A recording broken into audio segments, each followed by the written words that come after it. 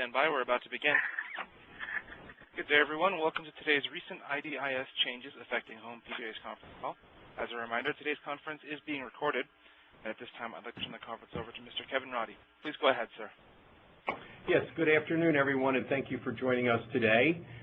Today's session on the recent IDIS changes will be the first of 7 upcoming webinars, which will be conducted over the coming month.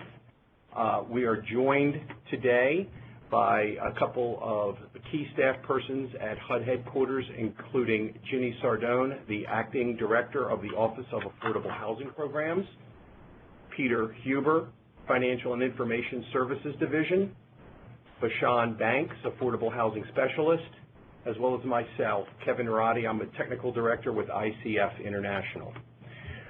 Our agenda for today's program will include covering topics related to IDIS that relate to open activity flags, which will discuss the new PR 48 report, the ability to edit activity completion date, changes to the commitment certification, new CHDO certification requirements, enhancements to program income, the addition of a new deadline compliance status report, which will be titled the IDIS PR 49.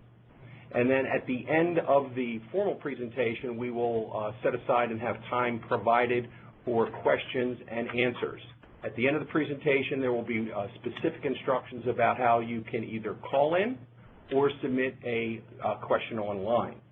But before we begin and review the material for the presentation, I want to turn this over to Ginny Sardone from headquarters, who will give us a little bit of a background. Thank you, Kevin. Good afternoon, everyone, and welcome to the first in a series of webinars that we will be doing on the FY 2012 home appropriation requirements, and obviously today the associated IDIS changes. We will be posting in the next few days a webinar which is an overview of all of the requirements related to the FY 2012 HUD appropriation. So you can find that information on www.hometa.info. As Kevin mentioned, there'll be 7 other webinars, including our webinar today, running until July 10th on a variety of other topics related to the 2012 appropriation requirements. And so once again, you can find that schedule on www.hometa.info. A couple of caveats before we get started. As many of you know, perhaps all of you know, HUD published a proposed rule in December that includes many proposed changes that are similar to the changes in the FY 2012 HUD appropriation. Congress, in fact, had a copy of the proposed rule and took some of the provisions that we were thinking of proposing and put them into the 2012 appropriation language. However, I think it's really important for us all to remember that the proposed rule is still proposed. There's nothing in the proposed rule that is currently applicable to the home program, and nothing in that rule will become effective until HUD has completed the final rulemaking process, which we're involved in right now, and publishes a final rule for effect, which we expect to happen this fall. So the focus for today and for the next several months is on the existing home regulations and how those work with specific provisions of the FY 2012 appropriations. So in other words, what we all need to focus on now is, given what the home regs say, the home rules that have been in effect since 1996, how do these 2012 appropriation requirements, which are statute, affect the way that people will be running their home programs, particularly with respect to 2012 funds? Today's webinar addresses IDIS changes that went live on May 4th. HUD has been working on these changes for a little more than a year now, and we made those changes to address some long-standing non-compliance and reporting problems that we had in the home program. As many of you know, last year Congress criticized the Department's tracking of home projects And while it is unrealistic to expect that HUD can act as a construction manager to 20,000 open activities that are in our system at any time, these changes will help HUD identify projects that fall outside of certain parameters so that we can do follow-up, require additional reporting, or, ongoing tracking of those projects. The changes that we've made are necessary to ensure that home resources are used to expeditiously make affordable housing available to low-income people, which is obviously the purpose of our statute. So I know that there's a great hunger out there for information on these changes and many, many questions. So with that, I'll turn it over to Peter Huber.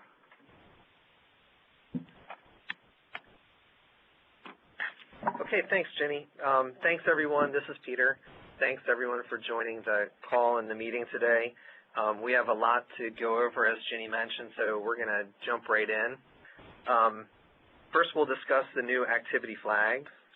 And as you can see on your screen, we have the IDIS landing screen. When a PJ user logs onto IDIS, this is the first screen that comes up.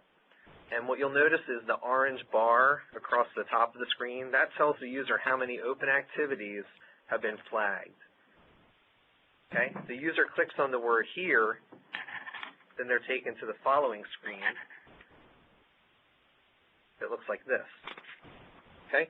This is the home activity review page. This shows all of the flagged home activities and those that are 30 days and 90 days away from being flagged. Activities here on this page are identified by the activity name, the program year and project ID, the IDIS activity ID, and the grantee PJ activity ID if there is one. At the top of the screen, the lines that are in orange text are the activities that have met the criteria to be flagged.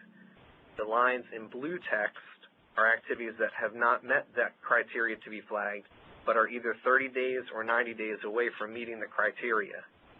Okay, this would be your warning that these activities, if action is not taken on them in the near future, will be flagged within 30 days or 90 days.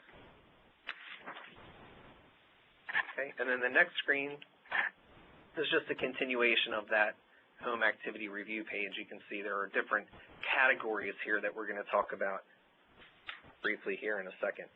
Okay. Okay, let's get into the actual flags and the criteria for the flags. The first flag consists of those activities with infrequent draws. It's important to understand that this flag applies to all open home activities meeting the criteria. This group consists of activities for which some amount of funds have been dispersed, but there have been no disbursements in the previous 12 months. Okay, and keep in mind, activities with $0 dispersed after 12 months are auto-canceled by the system on a monthly basis. So this is something separate from that edit that we put into place in January 2011.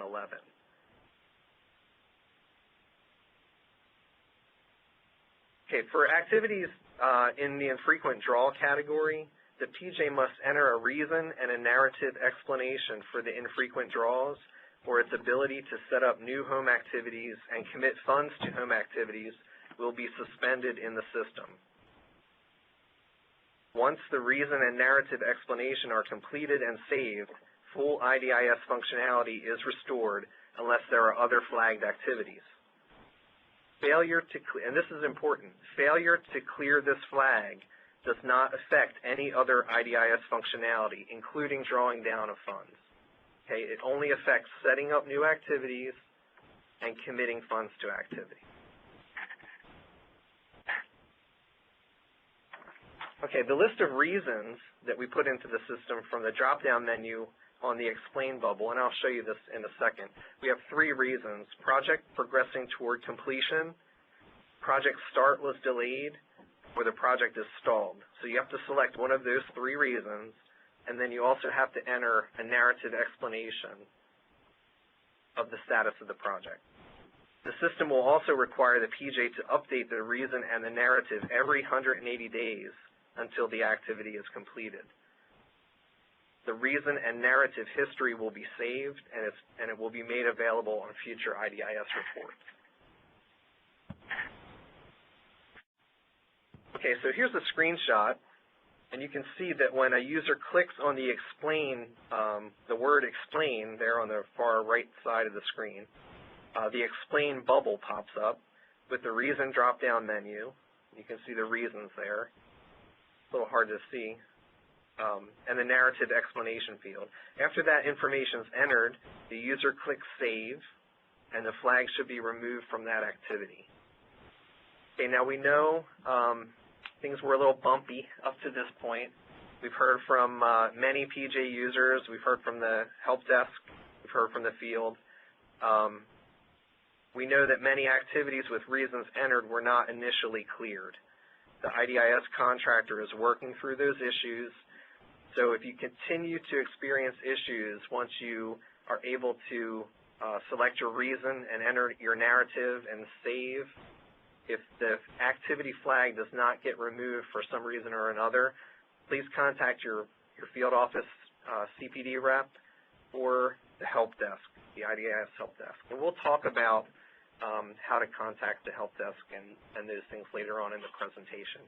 Right now, I want to hand things over to Kevin real quick to go over some of the ideas for PJs that will help them if their activities are in this category. Okay, Kevin? All right, thank you, Peter.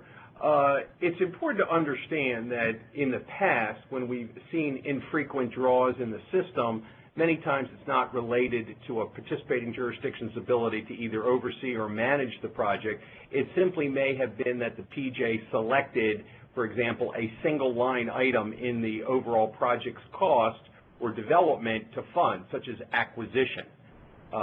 Moving forward, in order to understand and be able to manage the disbursements, it's likely that you would want to look at additional items that are eligible costs to fund so that there can be a progressive step or a progressive series of draws over the development of the project's construction phase or life cycle.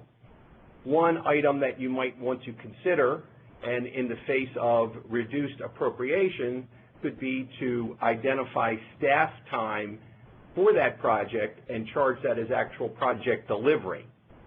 This could include undertaking underwriting at the earlier initial stages of a project. It's environmental review requirements where you're going through the standards under 24 CFR Part 58. Another element or another approach that you may want to consider is in those types of projects where there are multiple sources of funds, having your draws made on a proportionate basis. Many times with private mortgage financing or private funding, there may be a requirement that the other funds be drawn prior to the funds that draw interest or bear interest. So it may not work in each and every instance, but certainly it is something that should be considered at the time you are negotiating and prior to the formal execution of the agreement to incorporate into your agreement a draw schedule.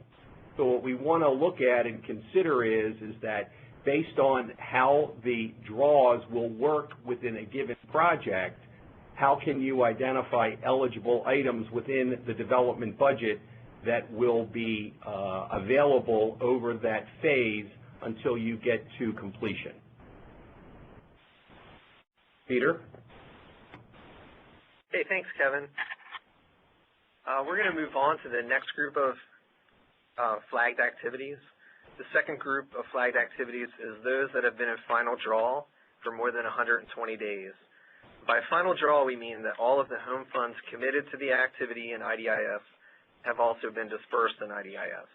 And again, this flag applies to all open home activities. Okay, the home rule at 24 CFR 92-502D1 states complete project information must be entered into the disbursement and information system or otherwise provided within 120 days of the final project drawdown. If satisfactory project completion information is not provided, HUD may suspend further project setups or take other corrective actions. That's exactly what's happened in this case. Okay, the system flags activities that have been in final draw for more than 120 days. And again, warning flags will appear when an activity has been in final draw for 30 days and again at 90 days. If the activity is not completed or canceled after 120 days in final draw, the PJ's ability to set up new activities or commit funds to home activities other than those flagged activities will be suspended.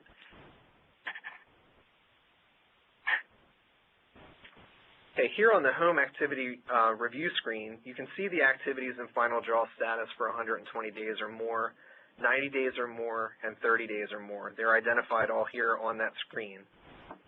However, only the activities in final draw for 120 days or more are in violation of the regulations and will prevent PJs from setting up new activities or committing funds to activities in IDIS. Okay, Kevin, back to you. One of the things that we would want to look at as a potential solution to avoid having a situation where you've drawn 100% of your funding and yet the project is not in fact complete or it still may be in its active construction phase is to understand and schedule, for example, developer fee draws will not occur depending on the type of project, whether it's rental or home buyer development, until at least initial occupancy, or in a home buyer where you've actually gone to a closing and a settlement and the house has actually been sold.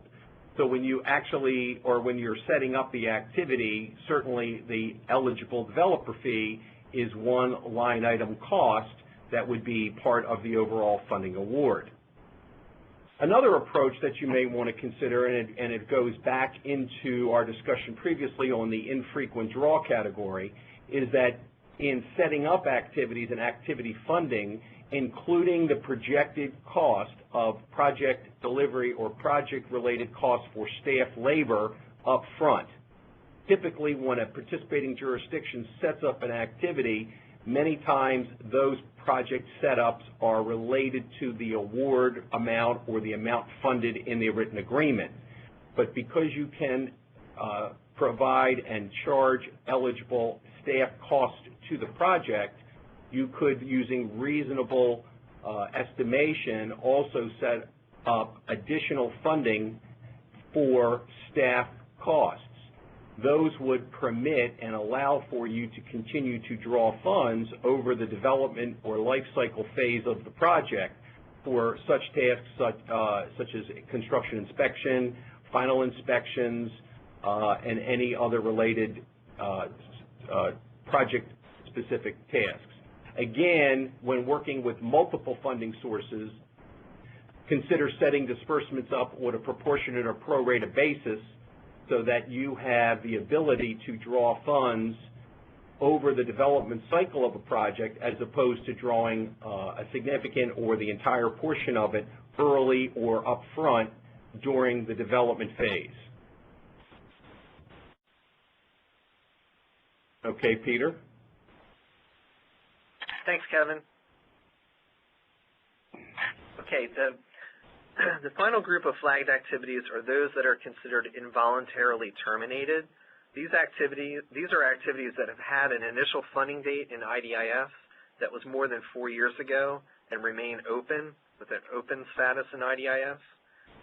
The home proposed rule that was published on December 16, 2011 proposed to categorize open home activities that have had a commitment of home funds for more than 4 years but are not yet completed as terminated before completion. Also, the fiscal year 2012 Home Appropriation Law imposed a similar 4-year project completion deadline on 2012 home projects. To implement the fiscal year 2012 appropriation provisions, IDIS will now identify these activities. At this time, there will be no loss of IDIS functionality as a result of having home activities identified as involuntarily terminated before completion. However, for all 2012 home activities and if the 4-year completion requirement is adopted in a home final rule, activities that receive a commitment of funds after the rule is in effect, activities that fall into this category will be blocked in IDIS by the department, and the PJ must obtain an extension or waiver or cancel the project and repay the home investment. Although not currently subject to a 4-year deadline, it's important that PJs ensure these projects are completed timely. Okay, so right now, for most activities, this flag is for your information only.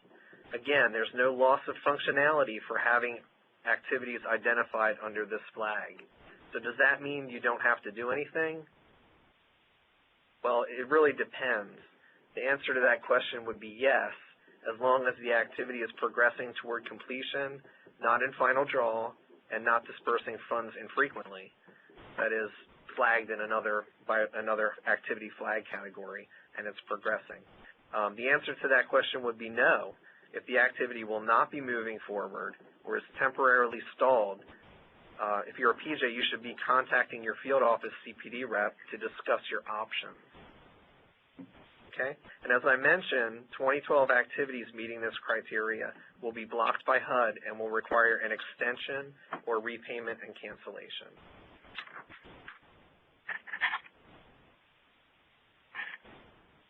Okay, so the question you probably have right now is, how will I know if it's a 2012 activity?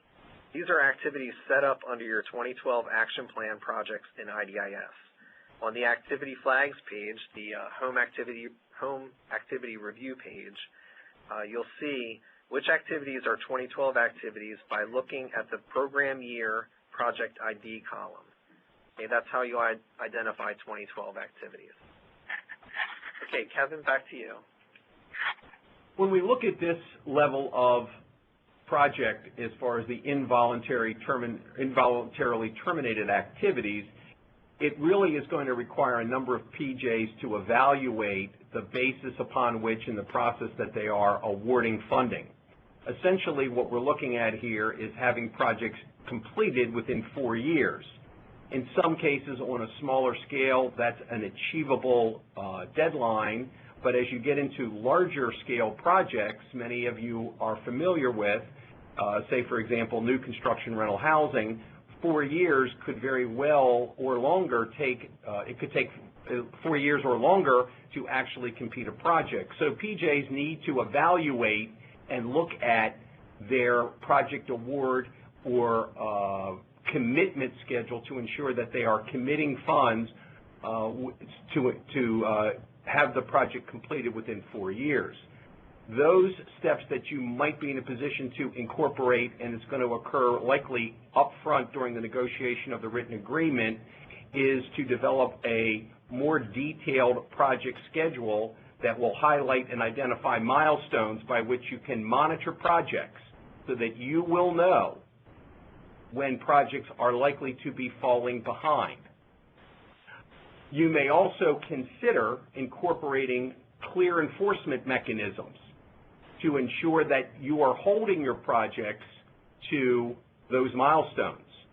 Essentially, sometimes in spite of all best efforts, projects may get derailed.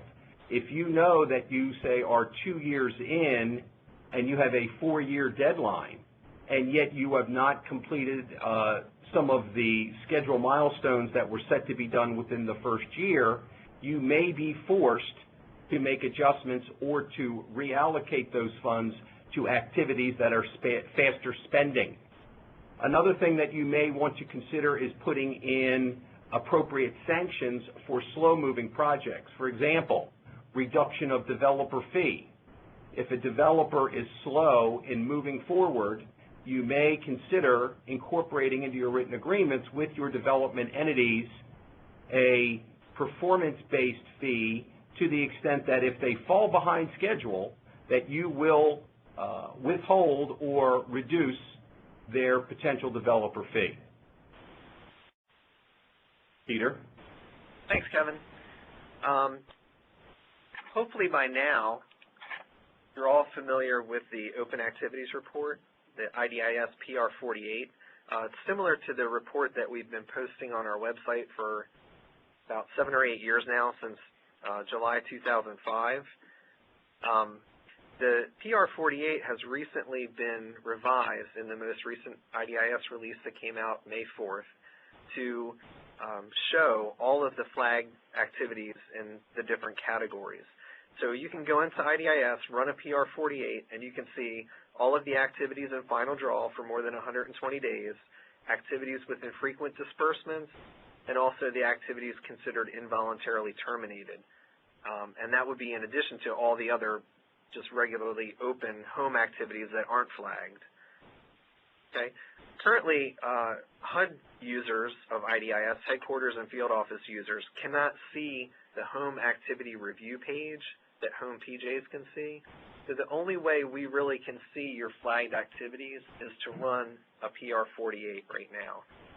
We're working with the IDIS contractor to add enhanced functionality in the future that will allow HUD users to see the home activity review page.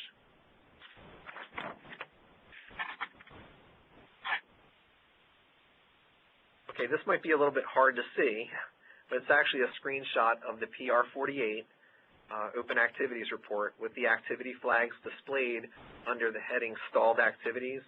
Our plan is to change that heading on the report, but I just want to show you that on the report itself, you can actually see the flags for each flagged activity. Okay, I'm going to turn it over right now to Sean Banks, who's going to talk briefly about a new completion date edit that we put into the system recently. Sean? Thank you, Peter. The completion date, as many of you know, defaults to the current date the first time the activity status is changed to completed. Again, as IDIS users, many of you are already familiar with this. However, as of May 4th, the system will no longer simply allow you to go in and change this date to the earliest possible, to an earlier entry than the initial date. So for example, if the completion date that's set, the completion date is set for today, you cannot change that date to, say, June 4th, 2010. Now, some of you are also aware that the completion date defaults to the current date when home activities are reopened and subsequently completed. In this case, IDIS will no longer allow PJ users to enter a completion date that's prior to the initial completion date. So, for example, if the City of New Orleans completed Activity 1234 on March 14th, 2010, IDIS will record that as the earliest completion date and will not allow the PJ user to enter a prior date. So, just to wrap that up, if a completion date is reopened for any reason, such as to enter beneficiary data for a rental project, please jot down the original completion date so that it may be re-entered at a later time.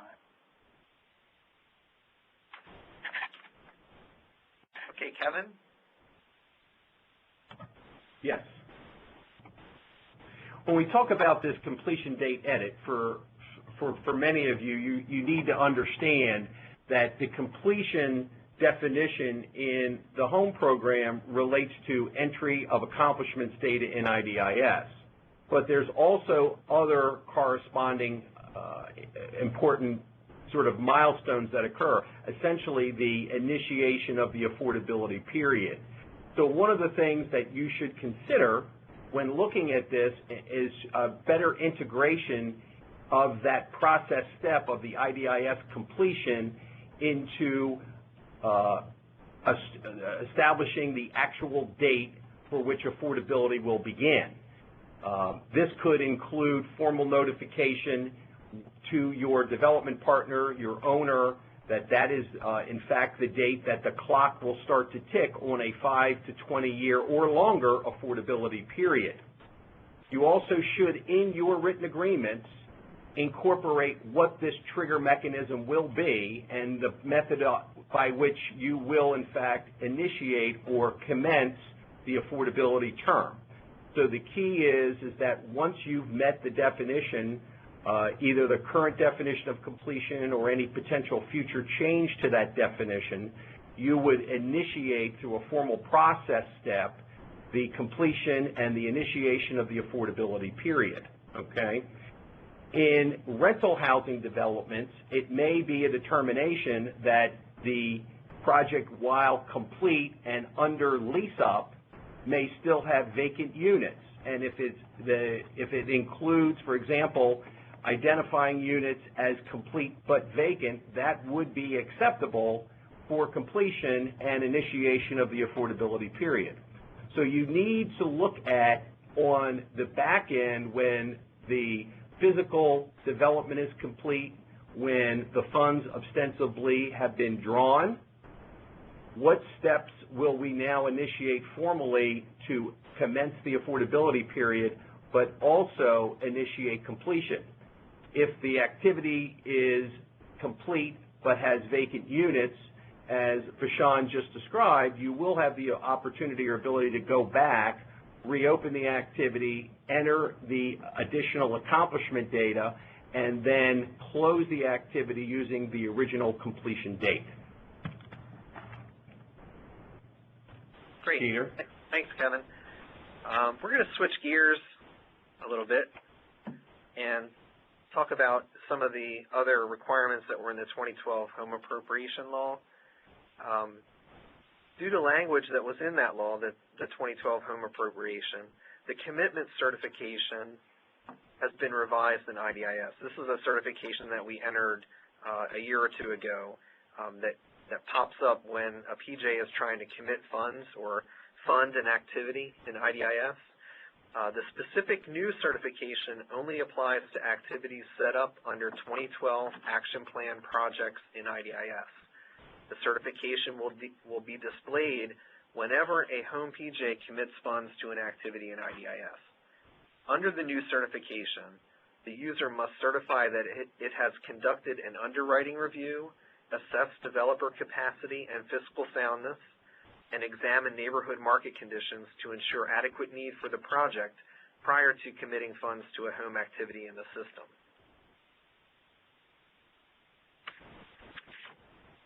Okay, here's a screenshot of the commitment certification.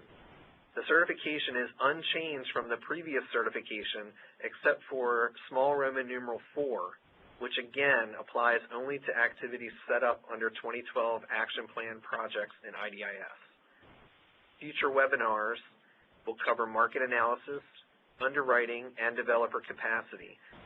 As we mentioned at the beginning of the webinar, please check the Home TA website at www.hometa.info for information on those webinars.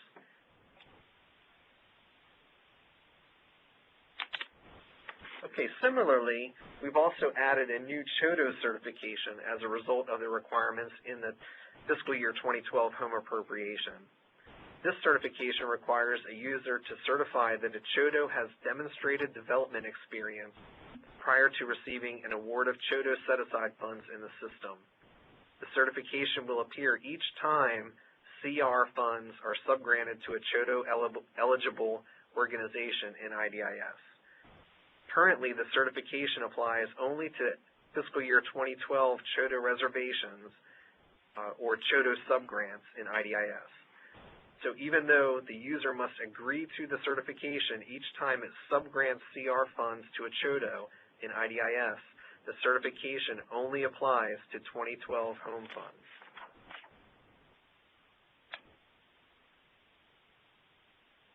Okay, and here's a screenshot of the CHDO certification, and as you can see, the certification clearly states that it applies to 2012 CHDO set-aside funds only. We're also going to be conducting a webinar on understanding the CHDO development capacity requirement in the near future, and you can find information about that webinar on the Home TA website as well, which again is www.hometa.info. I'm going to pass it over to Vashon again, and he's going to go over some of the program income enhancements that we hope PJs will enjoy. It's been a long time coming. We've been wanting to fix program income for quite a long time in the system, so this is a small step, but it's actually quite a big step in these two enhancements that Vashon's going to talk about. All right, thank you, Peter. So the new PA subfund, which is shorthand for Program Income for Administration, allows participating jurisdictions to set aside up to 10% of its program income receipts for the purpose of paying for eligible home administrative and planning costs. PJs may also subgrant PA funds to state recipients and subrecipients. Now, this is important.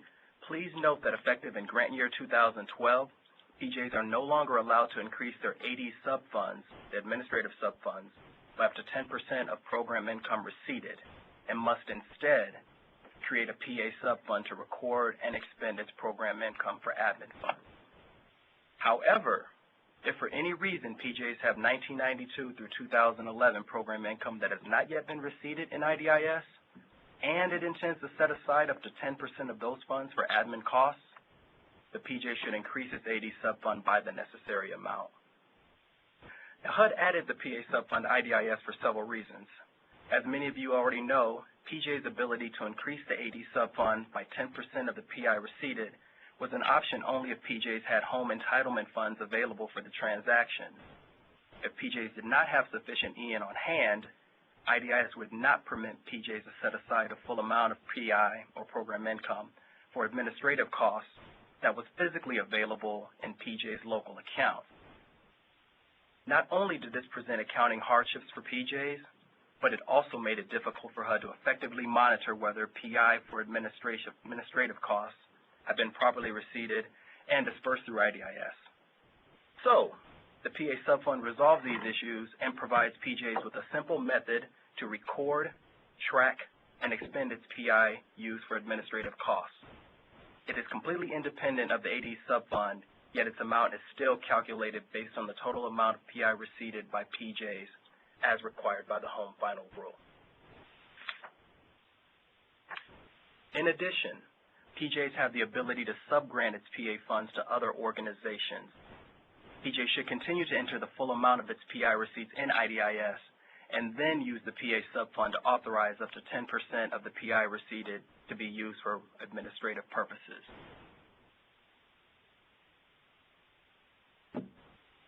Now, as you can see in this first screenshot, IDIS now has a section for creating the PA subfund and subgranting PA funds. To get here, simply click the grant button located along the top ribbon, click the add link located in the subfund program income box on the left side, select home under the program drop box, select PA from the fund type drop box, and 2012 from the program year drop box, then click the search button. After you click the add fund type link that's located in the action column below, you'll be taken to the following screen.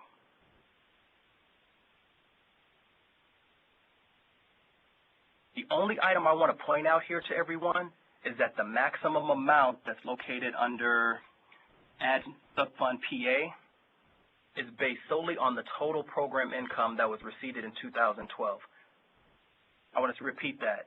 The only thing I want to point out is that the maximum amount is based on the total program income receipted in 2012.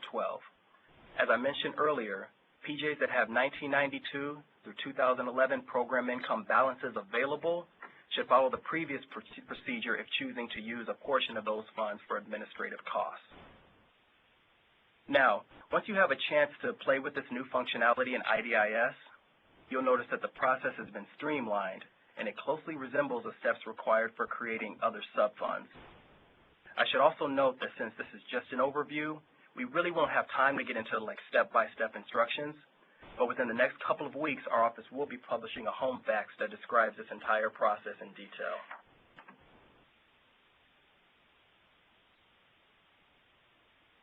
All right, so that brings us to subgranting program income. Now, although the home final rule has always allowed PJs to subgrant its PI to other organizations, and many PJs have already been utilizing this process in the real world, there really wasn't a way to reflect PI subgrants in IDIS. Now, once a PJ enters PI receipts into the system, it has the additional option of designating up to 10% of the PA funds, 10% of the funds for the PA subfund, rather. It can also subgrant PI to its subrecipients and or state recipients as applicable, or any combination thereof. However, unlike a PA subfund, which can be created only for 2012 grants and later, a PI subgrant can be created for any grant year, just as long as funds are available.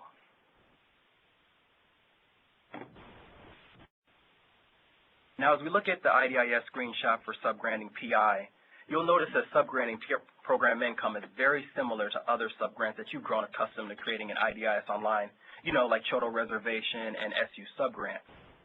To get to this screen, simply click the grant button along the top ribbon, click the Add button located inside the subgrant program income section on the left side. I should note here that the only differences on this screen between creating a PI subgrant and creating a PA subgrant occurs when the PJ user selects the program year and selects the fund type from the drop box. In the screenshot, you'll notice that we selected 2011 as our program year and program income as our fund type. Now, we could have just as easily selected the PA fund type. However, that would have required the program year to be 2012, as I mentioned a few moments ago. All right, so let's recap and wrap up this section, shall we? The new PA subfund replaces PJ's ability to increase the AD subfund by 10% of the PI receipted in IDIS. There is also new functionality that gives PJs the ability to subgrant both PA and PI funds to state recipients and subrecipients, again, as applicable. And we briefly describe how to perform these functions in IDIS. As a reminder, our office will be publishing a home fax on this topic within the next few weeks, and we are available for further discussion via email or telephone. Peter? Thanks, Sean. Okay, the last thing we wanted to talk about today is the addition of a new report. It's the IDIS PR49 report. Now, the PR49 is similar to the traditional home deadline compliance status report, and eventually the PR49 will replace that report. This new report allows for near real-time tracking of a PJ's progress in meeting its home 2-year commitment and CHDO reservation requirements and the 5-year expenditure requirement. Okay? Now, the posted home deadline compliance status report, the traditional report that we've been posting on our home website, our home reports website for years, remains the official report for determining compliance with the home deadline requirements. Before we rely completely on the PR49 version, we want to make sure it's 100% accurate. So for the next few months, we're going to be running the PR49 monthly and also the home deadline compliance status report. We'll be running those concurrently to make sure it's 100% accurate before we make the transition only over to the PR49. Okay, keep in mind, if you want to see where you are or where a specific PJ is with meeting its requirements at the time of its deadline, you would need to run the PR49 report on the first of the month after the deadline. This report would include all commitments, CHDO reservations, and expenditures through the end of the previous month. Okay, and here's a screenshot of the PR49 report. As you can see, it looks very similar to the traditional home deadline compliance report. It has all the same fields. The only thing missing is the remarks or comments field that we have on our report that we post on the web. So other than that, it's pretty similar. Okay, Kevin, that about wraps up our portion. I don't know if you have any closing remarks before we get into questions. Well, one of the things I think is important for all the PJs is to understand that IDIS is not a financial management system, but a grants management system, and that their project management and their grant administration needs to be integrated into these process steps, especially with these changes moving forward. Some of the real-time reporting ability, such as the PR49 that Peter just discussed, that went over the compliance deadline status, will provide assistance in working with and communicating to development partners as well as elected officials where you are at any point in time.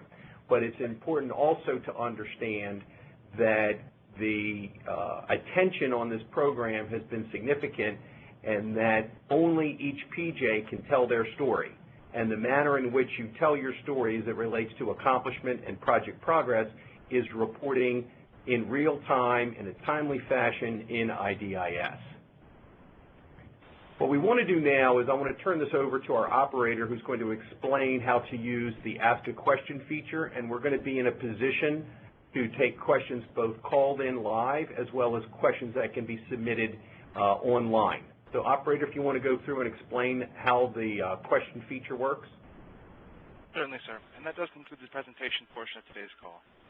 At this time, we'll conduct a Q&A session. If you'd like to ask a question